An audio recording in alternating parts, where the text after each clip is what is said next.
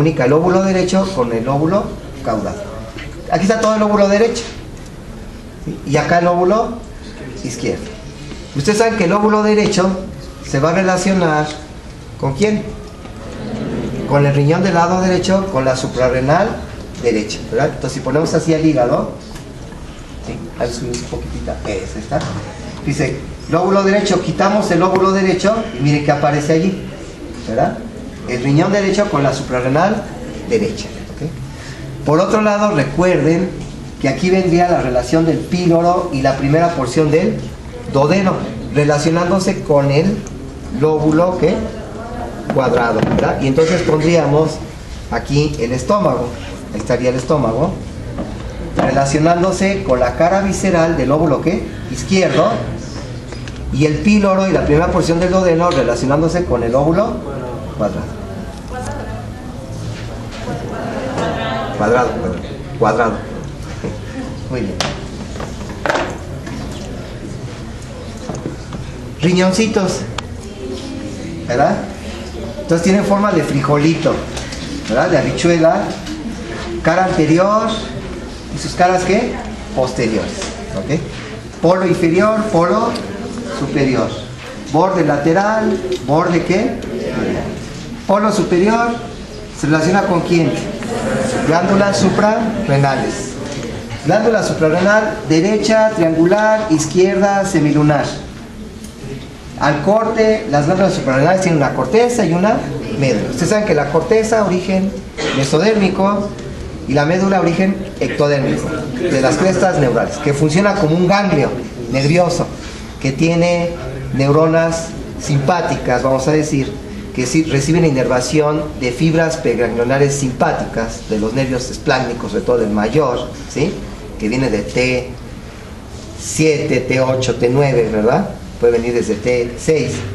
Y estas fibras del nervio espláncnico mayor son fibras preganglionares simpáticas que van a hacer sinapsis en las neuronas de la médula suprarrenal, y en lugar de salir una fibra postganglionar simpática, vierten su secreción a la sangre, ¿verdad? Muy bien.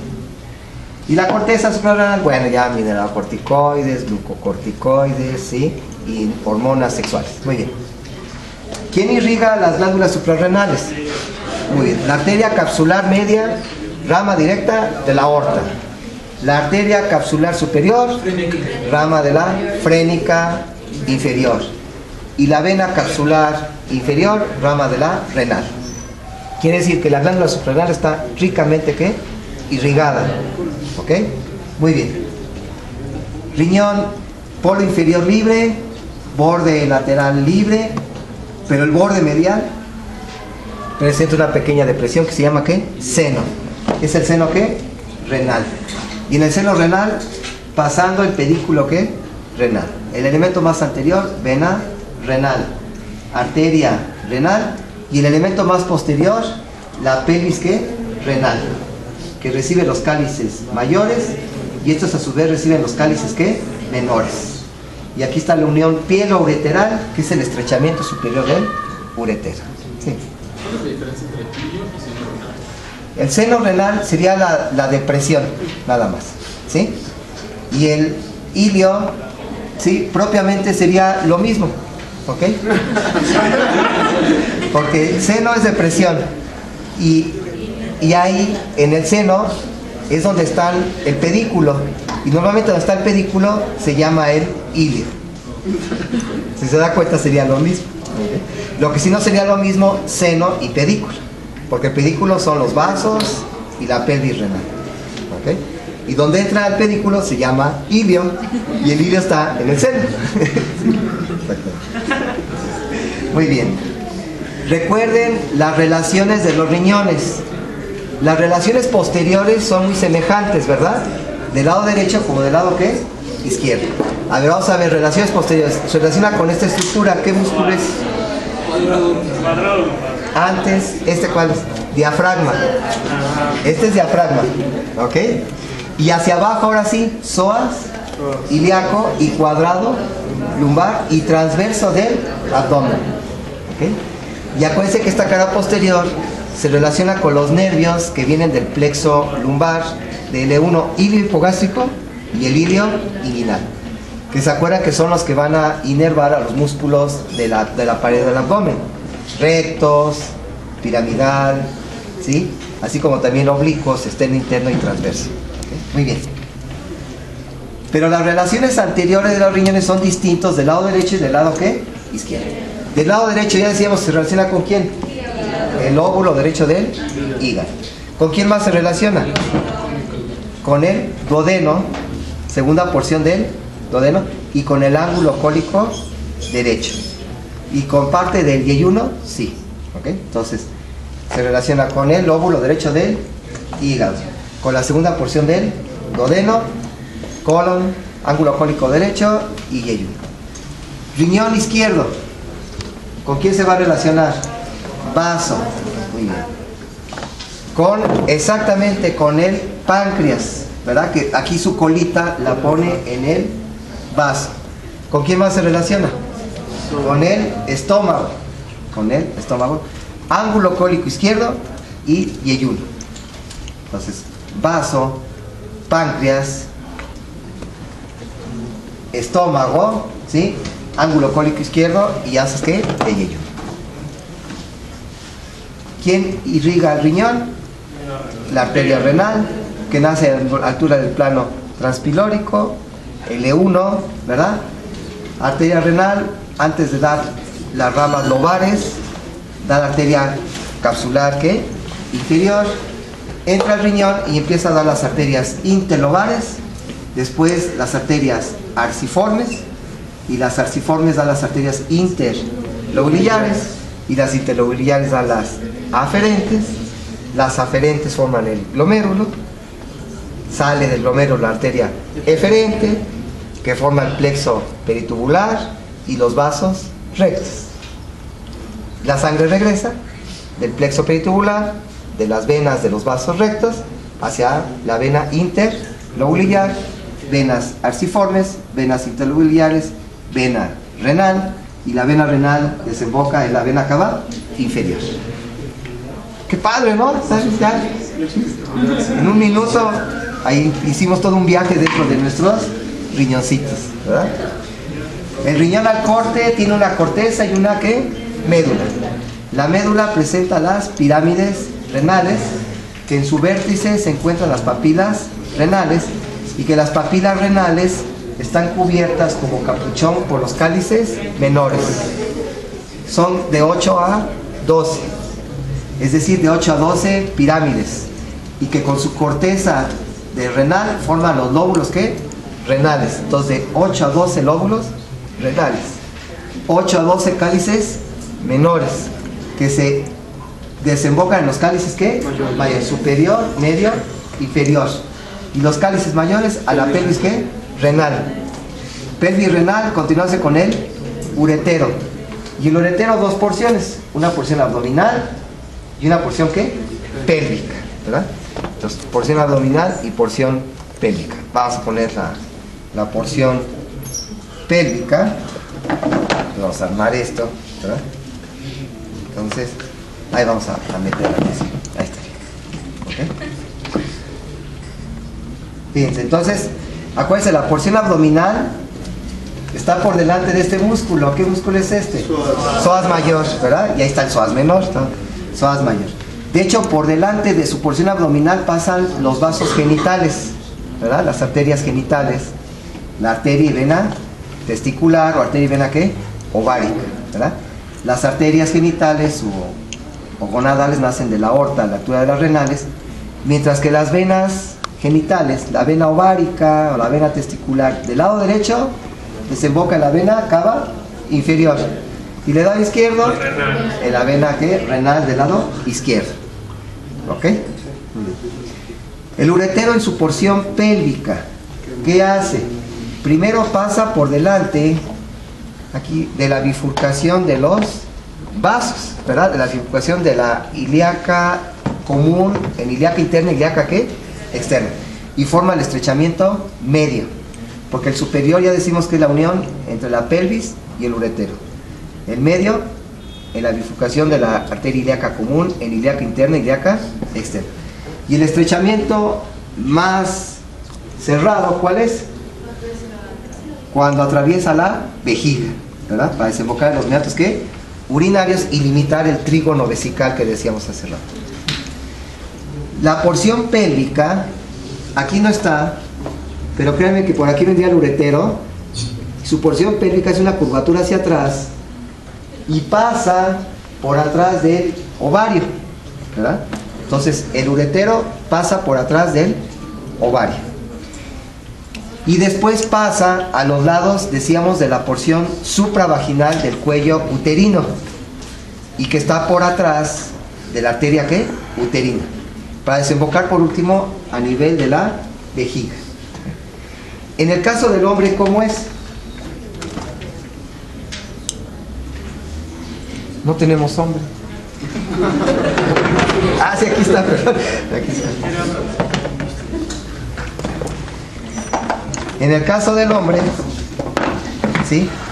Fíjense, viene aquí el uretero y como su estrechamiento medio, miren, aquí está la ilíaca común, dividiéndose en ilíaca externa y la ilíaca ¿qué? Interna. Entonces fíjense cómo el uretero pasa por delante de la bifurcación de estos vasos ilíacos y aquí forma el estrechamiento ¿qué? Medio, ¿verdad? Y después de ahí se va haciendo una curvatura hacia atrás y va a pasar por fuera de estas estructuras. Miren, aquí estamos viendo, miren, ¿esto qué es? Testículo. Y en el borde posterior del testículo, ¿qué ven? Un gusanito, epidídimo, ¿verdad? Y un gusanito con su cabecita, su cuerpo y su colita, ¿verdad? Y de su colita, ¿qué sale? El conducto, ¿qué? Deferente. Miren, todo esto que están viendo aquí es el conducto deferente. ¿Cómo va ascendiendo por atrás del testículo y por atrás del epidídimo, ¿verdad? Y ahí viene el conducto deferente y va acompañado por estas venitas, que es el plexo venoso pampiniforme, quiere decir enredadera. Y después este plexo pampiniforme va a formar la vena testicular. Seguimos el conducto deferente y va en el cordón espermático. De hecho es el elemento más posterior del cordón que espermático. Sigue ascendiendo y miren, ya llegamos aquí a los lados del pubis, por arriba del tubérculo del pubis, donde estaría el orificio inguinal superficial, que ustedes saben que este orificio inguinal superficial lo forma ¿qué aponeurosis? Del oblicuo externo, con su pilar medial, pilar lateral, ¿sí? Y sus fibras arciformes hacia arriba. Se mete al canal inguinal, miren, ahí está dentro del canal inguinal el cordón espermático, donde va el conducto deferente, el plexo pampiniforme que va formando la vena testicular, la arteria testicular, la arteria deferente, el músculo cremaster, que es el que va a elevar al testículo y que viene del oblicuo interno, ¿verdad? Viene el ligamento vaginal, que son restos del conducto peritoneo vaginal, y van unos nerviecitos, la rama genital del génito femoral. Y aquí entra, miren cómo entra el orificio inguinal, ¿qué? Profundo. Miren, acá está el orificio inguinal profundo. Entonces, aquí quedó el orificio inguinal superficial. Y miren, este es el famoso canal inguinal, ¿verdad? Que es en realidad es una separación entre las paredes de los músculos que forman la pared del abdomen, ¿verdad? Aquí está esta hendidurita, ¿no? Y entonces, vamos a observar que aquí estaría el orificio inguinal, ¿qué? Profundo, que lo forma la fascia transversal. Y fíjense cómo este orificio inguinal profundo pasa por fuera, este orificio inguinal profundo pasa por fuera de estos vasitos. ¿Qué vasitos son? Que son ramas de la ilíaca externa. La epigástrica inferior, ¿verdad? Que se va a unir a la epigástrica superior, que viene de la torácica interna. Y ya ven que pasa por atrás de los rectos del abdomen, ¿verdad? Entonces, el conducto deferente, fíjense cómo va a pasar aquí en relación con los vasos ilíacos. Acá están los vasos ilíacos, ¿sí? Y después va por la pared lateral de la pelvis. Y miren aquí lo que me interesaba que viéramos. Cómo viene aquí el uretero. Esto que están viendo aquí es el uretero. Entonces fíjense cómo el uretero pasa por fuera del conducto, ¿qué? Deferente. Esto es lateral y esto es medial. Y aquí está desembocando el uretero en la vejiga. Y el conducto deferente pasa por dentro del uretero y después este conducto deferente se va por atrás de la vejiga, ¿verdad? Y se encuentra en la base de la vejiga y ahí presenta la ampolla del conducto ¿qué? Deferente. Y por fuera de la ampolla del conducto deferente ven esta glándula. ¿Qué glándula es? La vesícula seminal. Entonces fíjense, ¿qué estructuras están en la base de la vejiga que ve hacia atrás y abajo? Está la ampolla del conducto deferente y la vesícula ¿qué? Seminal. Vamos a ver esto cortado. Ahí estaría. Entonces aquí lo que estamos observando, aquí está por atrás, es de plástico. Acá estaría la ampolla del conducto deferente. Miren, esta es la ampollita del conducto deferente y por fuera de él la vesícula ¿qué? Seminal. Y los dos se unen en este conducto. La ampolla por dentro y la vesícula por fuera se unen en este conductito. ¿Cómo se llama este conductito? Conducto eyaculador, que está atravesando esta glándula, próstata, ¿verdad? Entonces los conductos eyaculadores están atravesando a la próstata y están desembocando en este conducto, la uretra. ¿La uretra qué? Prostática. Que uretra prostática nace del cuello vesical. Aquí está el trígono vesical, miren, ahí estaría limitado por el meato ureteral y aquí adelante por el cuello de la vejiga donde está el orificio ureteral profundo o posterior, uretral, perdón, y ya nace la uretra prostática, ¿verdad? Que más o menos mide 3 centímetros. Y en la uretra prostática desembocando los conductos ¿qué? Eyaculadores. Y entonces fíjense cómo los conductos eyaculadores y la uretra prostática dividen a la próstata en 5 lóbulos, ¿verdad? Aquí están viendo 3 en la línea media, anterior, medio y posterior. Perdón, dicho anterior, medio y posterior. En medio entre la uretra y los conductos eyaculadores. El anterior por delante de la uretra y el posterior por atrás de la uretra y de los conductos ¿qué? Eyaculares. Y este es el lóbulo que yo puedo palpar en un tacto ¿qué? Rectal. Y los dos lóbulos laterales, que serían estos, miren. Acá está el lóbulo lateral de la próstata. Está padre esto, ¿verdad? No se emociona, ¿no?